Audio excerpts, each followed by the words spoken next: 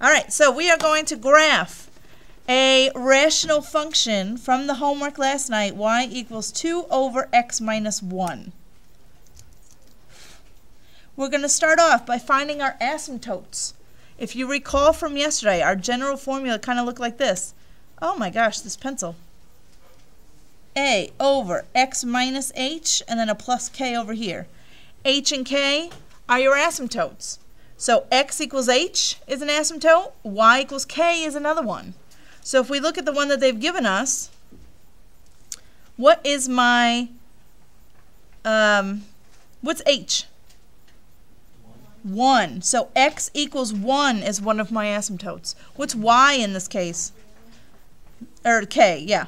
So y equals 0 is my other asymptote, okay? So if you want to start on your graph by putting those in, I'll draw my asymptotes in red. So how do I graph x equals 1?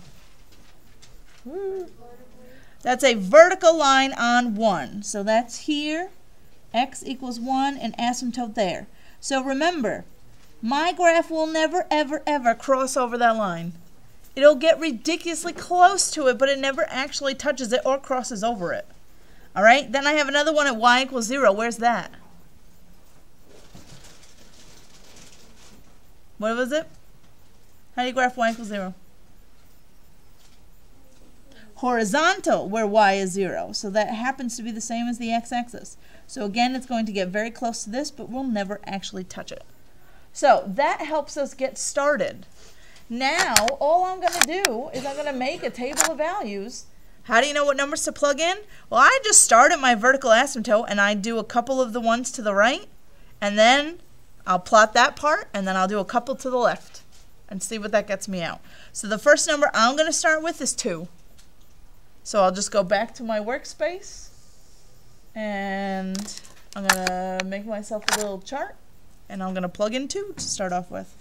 So we'll do x, 2 over x minus 1. We'll get out a y, and we'll see what happens. So when I plug in 2, 2 over 2 minus 1, what does that get me out? 2. So 2 comma 2 is a spot on my graph. Let's plug in 3.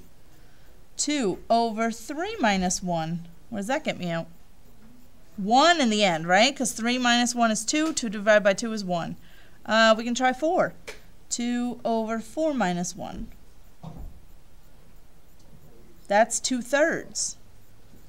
You can keep going until you think you got a handle on these things. Let's try 5. 2 over 5 minus 1. A half. So if you notice, as x is getting bigger and bigger and bigger, what's happening to the y values?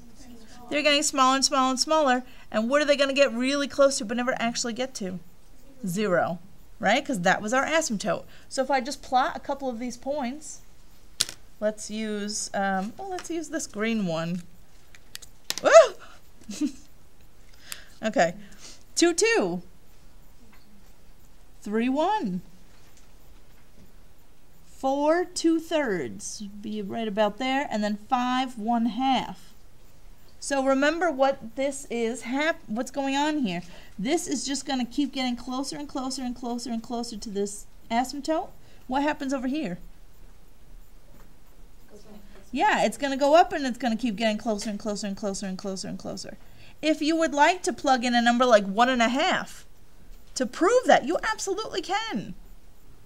Okay, so this is just going to shoot up. Let's do that. So if I plugged in 1.5, which is the same as 3/2, right? I'm expecting to get a number up here, like I put in there. So let's see. 2 over 3/2 minus 1. What is 3/2 minus 1? You were right the first time. Wait, what did I say? You said a half. Right? Because 3/2 is really 1.5. So 1.5 minus 1 leaves you with 1/2. What is 2 divided by a half? Remember we talked about this yesterday with the flour scooper? If you need 2 cups of flour and you only have the ½ cup scooper, how many scoops is it? 4. Because it's really 2. Okay, so we got 2 over a half. Do we agree with that so far? Yeah.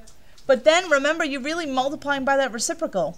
So it's not 2 divided by a half anymore. It's 2 times 2. You get a 4. So if I look at my graph, 1.5 should have been all the way up at 4 already. 1.5, 1, 2, 3, 4. Yep. Okay? So now I'm satisfied with that side. I already knew it was going to just hug the asymptote anyway. Remember, when you're doing these, the part that's really changing is just kind of right around the middle. How close is this rounded corner to the center? Is really all that changes. And where your asymptotes are. So the whole graph just kind of shifts around, but these graphs basically look the same as long as they're in this form. Okay? So now let's get the other half of this because we're not done yet. That's only one part of the graph. Now you got to plug in a couple to the left of your asymptote. So let's start with plugging in 0.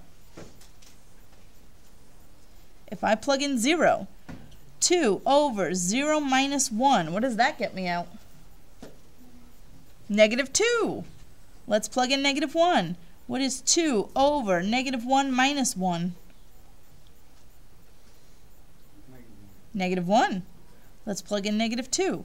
What is 2 over -2 minus 1? -2/3. Let's do one more. -3. 2 over -3 minus 1 really gets me out. Oh, thanks. What is this one? -1/2. Right? Because -3 minus 1 is -4. And then you have 2 over -4. Reduces to the -1/2. So now let's plot this side. And where am I expecting it to be? Yeah, I'm expecting it to be diagonally across from this. We talked yesterday, yeah, it can happen that they're both on top or they're both on the bottom, but that's going to happen when you have like an x squared in the denominator, for example. So usually they are diagonally across from each other. So let's plot these and see if it ends up where we expect it to. 0, -2, yep. -1, -1, -2, -2/3, about there. And then -3, -1/2. So it looks like what I would expect. So this side just going to hug this asymptote. And then this one goes right there. And we talked yesterday about making sure you have arrowheads on both ends of each one, because they do go on forever. Okay? So, there it is. That is how you graph these. So let's try, what was the hardest one? 26? Yeah? Okay.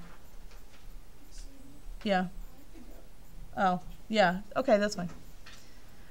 Or was 25 worse?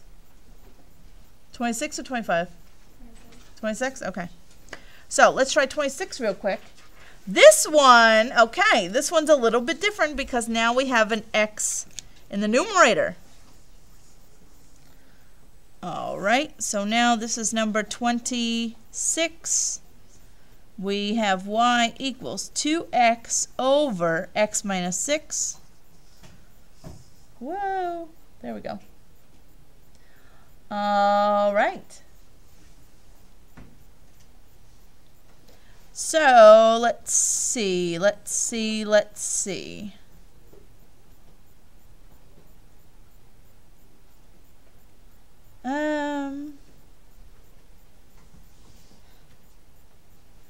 Hold on.